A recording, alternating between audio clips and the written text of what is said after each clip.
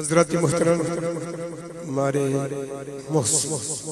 محبی جناب نعیم الدین صدیقی صاحب اللہ پاک نے بڑے کرم سے نواز رکھا تھا. اعلیٰ اخلاق اعلیٰ کردار کے مالک تو تھے ہی، لیکن ان کی نسبت گولڈن شریف سے کتنی مستحکم اور مضبوط سی، اس کی ایک جھلک میں آپ کو دکھانا چاہتا ہوں. سرکار گولڈا حضرت خواجہ باؤجی علیہ رحمہ کا جس دن وصال ہوا، غالباً جون کا مہینہ ہی تھا. فجر کے وقت میں دیکھ رہا تھا کہ یوں لگ رہا تھا کہ آسمان رو رہا ہے. بادل چھائے ہوئے تھے، وہ ٹھنڈی ٹھنڈی ہوا نظر آ رہی تھی جو دسمبر یا جنوری فروری میں ہوتی ہے. میں حیران تھا، یا اللہ یہ کیا ماجرا ہے، آج اتنا گرم دن اتنا ٹھنڈا کیوں ہو گیا ہے، آسمان سے بادل کیوں ٹپک رہے ہیں. تو جنگ اخبار میرے پاس آئی تو اس میں آپ کا وصال مبارک کا تذکرہ تھا. تو پتہ چلا جب اللہ والے دنیا سے جاتے ہیں تو آسمان ہی بھی روتا ہے.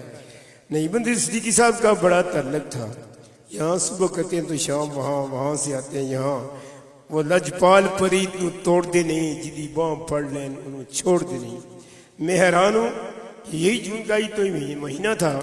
نعیم الدین صدیقی صاحب کا جنازہ ہم نے اٹھایا، پارک میں ادا کیا، تو اسی طرح آسمان سے پانی کے قطرہ ٹپک رہے تھے.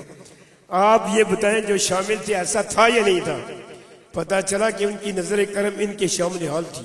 پھر کیسی نظر کرم شامل حال ہوئی کہ ان کی تدفین بھی انہی کے پاس ہوئی.